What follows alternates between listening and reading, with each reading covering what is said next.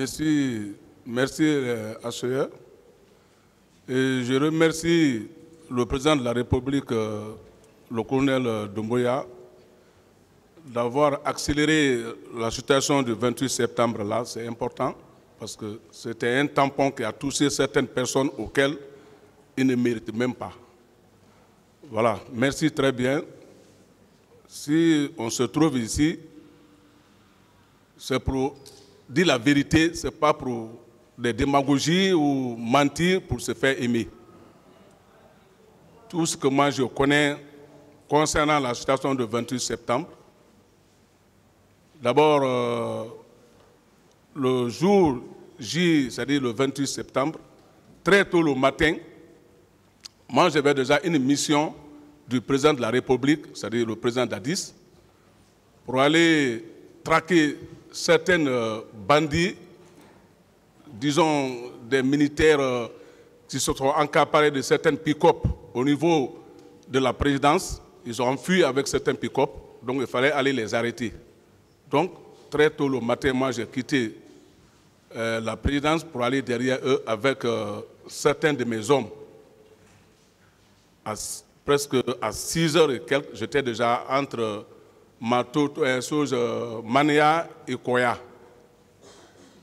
Dans les côtés droite de, on dit, Frigadi. C'est là où ils sont allés s'installer. Mais avant qu'on arrive là-bas, c'était trop tard. Ça trouvait qu'on nous a quittés, le lieu. On a vu leurs traces, tout. J'ai dit d'accord, j'ai demandé à la population qui était à côté, ils ont dit que nous on avait vu certains militaires ici hier nuit, mais nous on ne pouvait rien les dire parce que c'est des hommes qui sont armés. J'ai dit effectivement, moi je suis venu derrière eux comme ça, mais comme ils ne sont pas là, j'ai laissé mes contacts là-bas, j'ai dit bon, en cas où vous voyez un militaire avec des objets, vous m'appelez. Donc j'ai fait le retour pour venir à la présidence. Presque c'était maintenant vers 9h et quelques. Donc, en venant, j'ai passé Kagbele, Semanteri, Anko 5, Bambeto, non, Koza, de Koza à Bambeto. À Bambeto, maintenant, j'ai tourné pour aller au camp.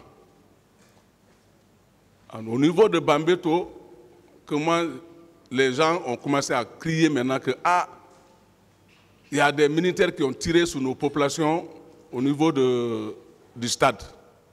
J'ai dit comment, il y a quoi au stade? Ils disent que il y a un trouble là-bas, ainsi de suite. J'ai garé mon véhicule, je les ai donné des conseils. J'ai dit, bon, écoutez, ce que vous allez faire, au lieu de mettre des cailloux sur la route, allez vous asseoir à côté de vos boutiques. Ainsi, quiconque viendra ici, vous nous faites signe. Parce qu'on croit qu'actuellement, il y a certains militaires qui sont mal, et on ne les contrôle plus. Donc moi, ma mission, c'est de les traquer.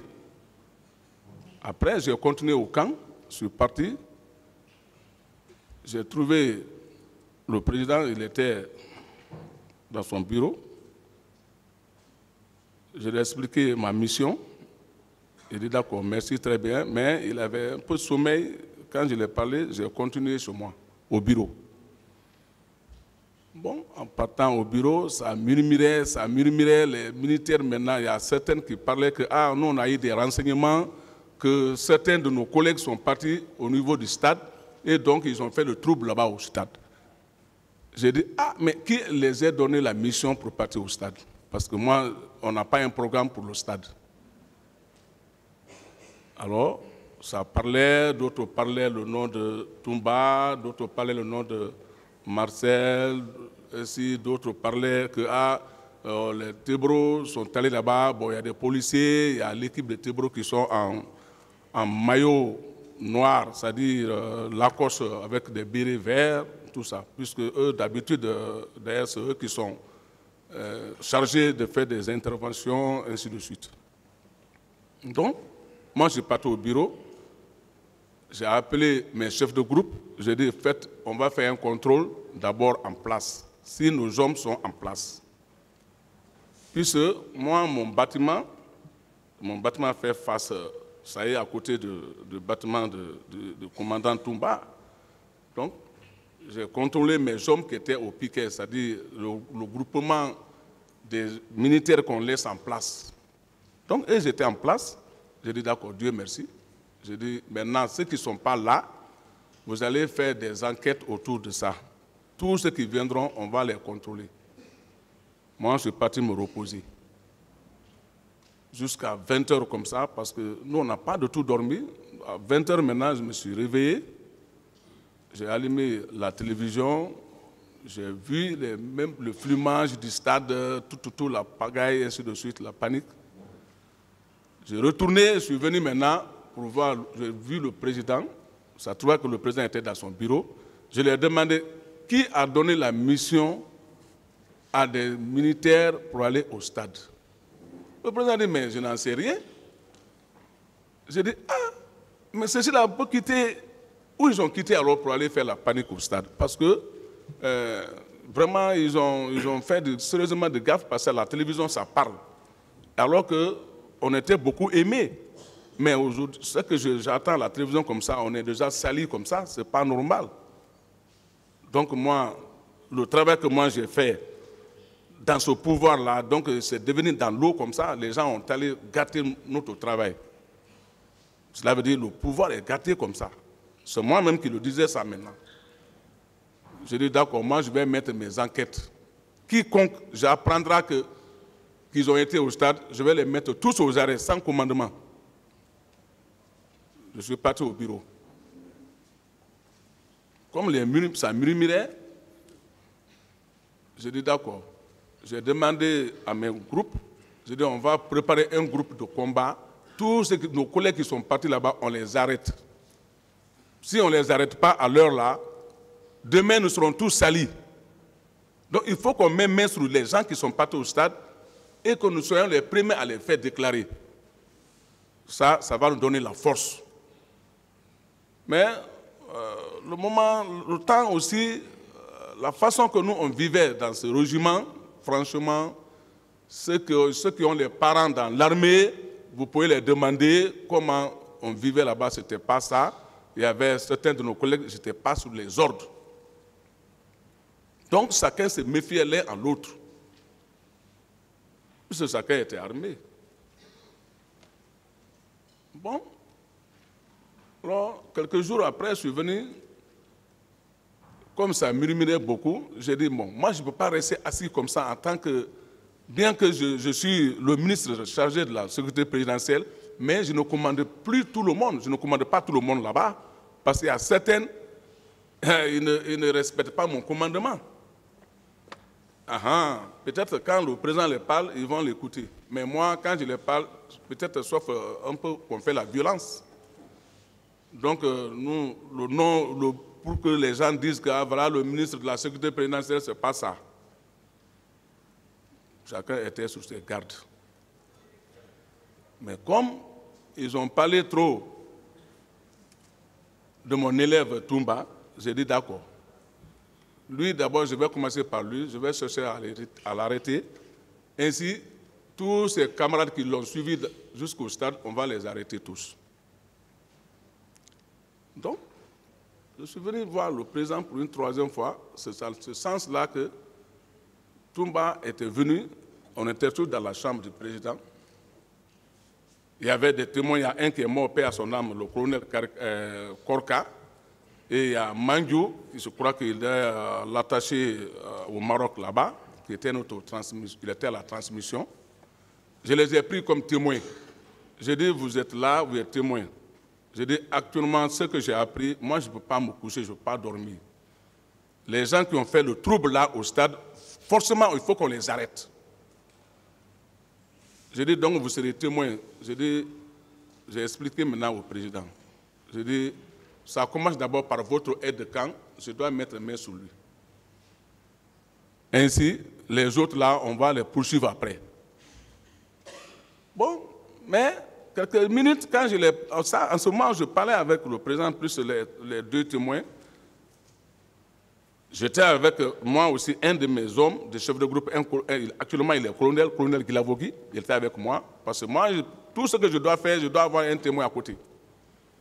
J'ai dit, allons-y aujourd'hui, on va parler la franche vérité au président, parce que son aide de camp est dans la situation, il faut qu'on l'arrête aujourd'hui. Mais, quand Toumba est venu, je lui ai dit que bon, voilà, il est venu, je dois l'arrêter. Il a commencé à pleurer là-bas, tout ça là. J'ai dit, écoute, il ne savait pas de pleurer ici. Dire que ah, moi, j'ai travaillé avec Colonel Pivi, maintenant, ils ne veulent plus me reconnaître. J'ai dit, non, ce n'est pas ça. Ce que vous avez fait, ce n'est pas faisable. Il faut qu'on trouve la solution de ça. Donc, il faut que je vous arrête. Bon, mais le président s'est levé, il a dit que non, il faut essayer de voir d'abord le problème parce que moi j'ai fait appel à certains membres internationaux qui viendront pour faire ce jugement-là, ils vont éclaircir le problème. Donc il faut que ce soit à ton cœur. Je dis d'accord, il n'y a pas de problème. J'ai dit mais monsieur le colonel Korka et l'adjudant, comment on appelle ça, Mangiou, j'ai dit, vous êtes témoin. Hein? Après, j'ai craqué la porte, je suis sorti. Je suis parti chez moi. En sortant, j'ai demandé à certains militaires qui étaient au salon, j'ai dit, chacun se prépare, hein? Chacun va expliquer ce qu'il a fait au stade du 28 septembre. Parce que chacun de nous a son parent là-bas. Ce n'est pas seulement une seule personne qui est partie au stade, chacun a son parent. Moi, j'ai des neveux qui sont peuls. J'ai ma grande soeur qui a fait des enfants à des messieurs peuls. Et moi-même, l'un de mes chauffeurs est peul, mais certains de mes gardes-corps sont peuls. Beaucoup sont malinqués, d'autres sont sous-sous. J'ai dit, d'ailleurs, on a téléphoné à l'un de mes chauffeurs qu'ils ont frappé sa soeur au stade. Donc, on a des points de dépenses comme ça. Actuellement, nous, on fait la dépense pour guérir la soeur là. Et lui, il est avec moi. C'est l'un de mes chauffeurs, Yuldi. Il a voulu prendre l'arme. Il dit non, en tout cas, il faut que je vais me faire que ça. Non, non, ce n'est pas question de l'arme. Laisse tomber. Nous, on est partis, on s'est plaigné au président. On va trouver la solution. Dans la semaine-là, on trouvera la solution. Donc, dans ce cadre-là que nous, on tournait à côté, maintenant, chacun se guettait. La même nuit, Toumba est allé, comme il était. Si lui il parle ici là qu'il était, l'autre là, comment dire, bébé hollandais, bah quoi, bah. Non, c'est lui-même qui était l'enfant chéri du président Dadis. Toumba là que vous voyez là, vous demandez l'alentour du camp le faire. Même s'il t'injute, tu n'auras pas raison. C'est pas rien, c'est pas parce qu'il a travaillé, rien. Mentir seulement pour mentir, c'est pas ça. Pas ces termes-là. Allô? Vous ne dites pas mentir. Voilà. Je dis non, ce n'est pas ça. Je dis, moi, ce qui reste clair, la solution, là, on va trouver la solution. Donc, un peu comme ça, c'est ce que je peux connaître sur la situation parce que je n'ai pas envie de rentrer en profondeur d'autres situations qui n'intéressent pas au 28 septembre ou aller jusqu'au Libéria ou ce que je fais, ce n'est pas un problème. Parce que moi, j'ai une carrière qui est bien remplie, carrière militaire qui est bien remplie. Parce que tous ceux qui sont là, personne ne peut dire qu'il a fait la guerre de la sous-région plus que moi. Moi, à très jeune âge, j'ai fait tous les 3 fronts. J'ai fait la guerre du Libéria, j'ai fait la guerre de la Sierra Leone, où les officiers guinéens nous ont laissés là-bas, ils ont couru à pied pour venir à Boké. Moi, je suis resté là-bas, j'étais en grade sergent, en Guinée-Bissau. Et en Sierra Leone encore, moi-même j'ai écrit mon nom pour aller faire la guerre de libération de la Sierra Leone. Donc moi j'ai fait les 3 fronts. Je connais l'arme. Je ne blague pas avec l'arme. Et même dans ce pays où nous sommes aujourd'hui, chacun a compris. Quand ça n'allait pas, le moment où il y a eu la révolte militaire, les militaires ont eu nécessaire de me placer comme leur porte-parole. Ça c'est compte tenu de mon acte de bravoure que j'ai fait au Libéria, j'ai été leur porte-parole et on a fait face aux généraux du père à son âme, le général Conté, le président de la République. On a tout fait ici, on a tourné Conakry, chacun connaît où on était. ce pays-là était sous mon contrôle pendant quelques semaines. Mais je n'ai pas fait du mal à quelqu'un. Même un seul garde-corps de la présidence, je n'ai pas tiré l'arme sur lui. Mais eux, ils ont tiré l'arme sur moi comme ils veulent. Mais ce que je voulais, c'était le dossier des militaires pour donner main à main au président Conté, le général. Et je l'ai donné. Je suis parti jusque dans son palais, je l'ai donné. Il m'a demandé comment tu es rentré dans le palais là. J'ai dit non, ça c'est, j'ai trop de bagages sur moi, donc ça va me permettre de rentrer ici. Voilà le papier, il faut signer. Il a signé. Cela fut fait. La libération des militaires guinéens, en général, même le ravitaillement des militaires sont rentrés en ordre. Mais même un coup de feu, je n'ai pas touché. Moi, je ne touche même pas l'arme. Quand je suis content dans la guerre, je ne touche pas l'arme. Chacun connaît, chacun est témoin, l'armée guinéenne est témoin qui je suis. Mais si nous, on se trouve devant le barreau là aujourd'hui, c'est normal, on doit venir se justifier. Sinon, non, non, non.